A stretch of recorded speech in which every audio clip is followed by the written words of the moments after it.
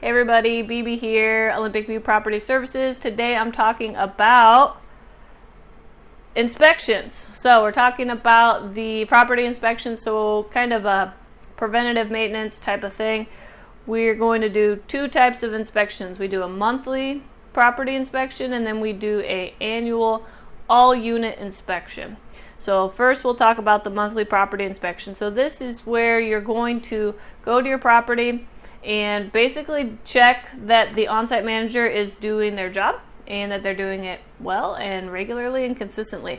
So what we do with these is we always go to different day and time, kind of randomly in the month, and we just have a checklist, has 10 points on it, and the site manager is expected to have 8 out of 10. So 8 of these items should be complete at all times. Okay, so it's not realistic to expect the property to be 100% pristine at all moments of every day. It's just not going to happen.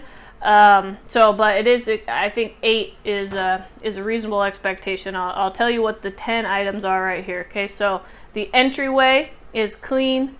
So the exterior and interior of the entryway needs to be clean at all times. Okay, and the door closes automatically.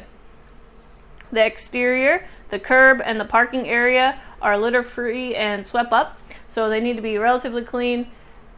1 or 2 pieces of litter, sure, okay, if it's small, but if there's a big, McDonald's value meal scattered all over the sidewalk, like that's not going to pass. Like that needed to be cleaned up as soon as it was noticed. So, and that's just it. Is maybe the site manager swept this morning, and that just got, someone just had a food fight 25 minutes ago, and the site manager is at their other job or wherever they are. They just haven't been back yet. So that's why we do it 8 out of 10, not a 10 out of 10. Okay, so clean, and all right, and then that's the exterior, and then the interior, same thing. Hallways, breezeways, elevator, any interior common areas are clean or have been recently cleaned. There's not cobwebs up in the ceiling, and there's not big smudges or smears on the wall. Those have been wiped down.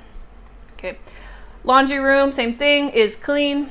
Machines have been wiped down. The sink is clean. It's swept. It's mopped. There's not litter. There's not lint. Old laundry detergent containers. That's a big one. So it's clean. Okay. And the big one that people don't always get is that those machines need to be wiped down. You don't just sweep and mop. No, you need to wipe down the lint. It gets kind of greasy. Soap spills. You need to clean that off before it becomes a huge mess.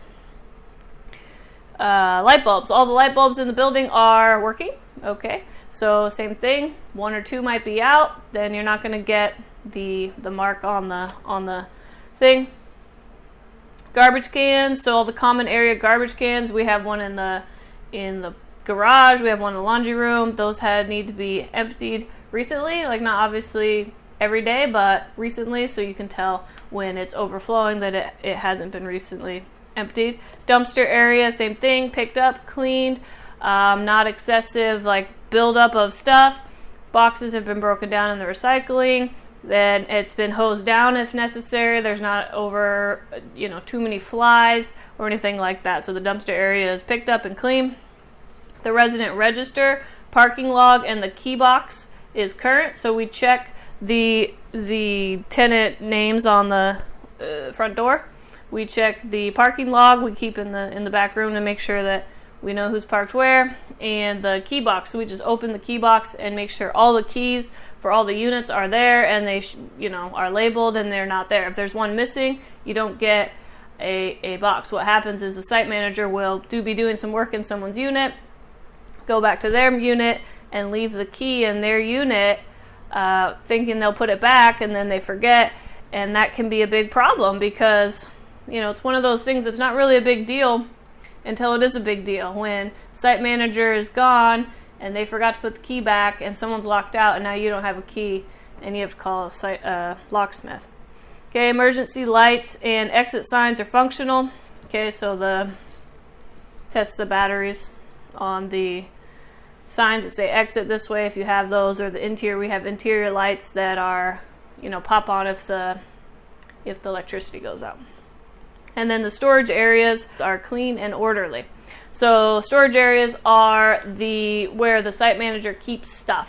So we've got supplies, cleaning supplies, maintenance supplies, and it doesn't have to be pristine, but we also don't want chaos and madness, okay? And I'm going to talk later about maintenance programs and how we stay ahead of these things and don't just let them go and expect the site manager to do that management on themselves.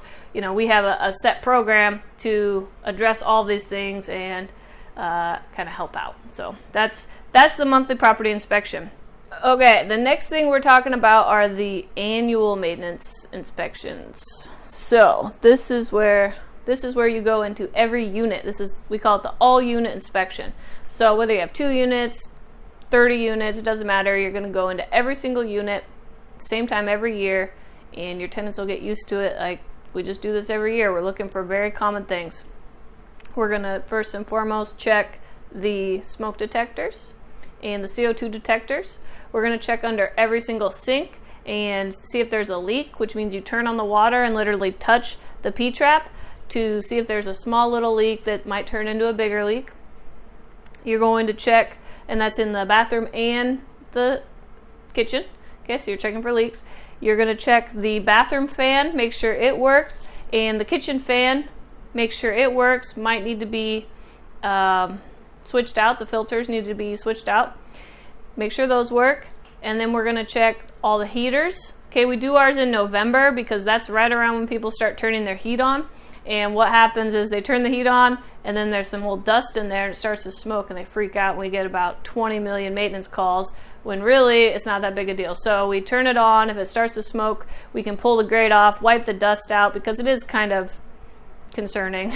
But I mean, it probably won't be a big deal. But we go ahead and wipe it out and put the grate back on, and then mark if we need to replace any heaters or other maintenance issues that might be there.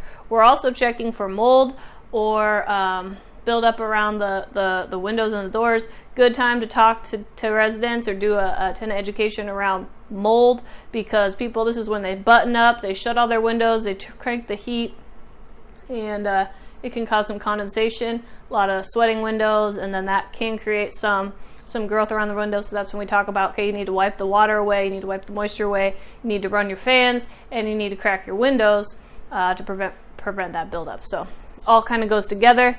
And really it's just also checking the unit overall cleanliness, make sure that exits aren't blocked. People like to pile stuff over in corners of their units, which is fine, you know, but not in front of the door, not in front of the back door. You need to keep the exits clear and just make sure you don't have any big issues, big maintenance issues or concerns.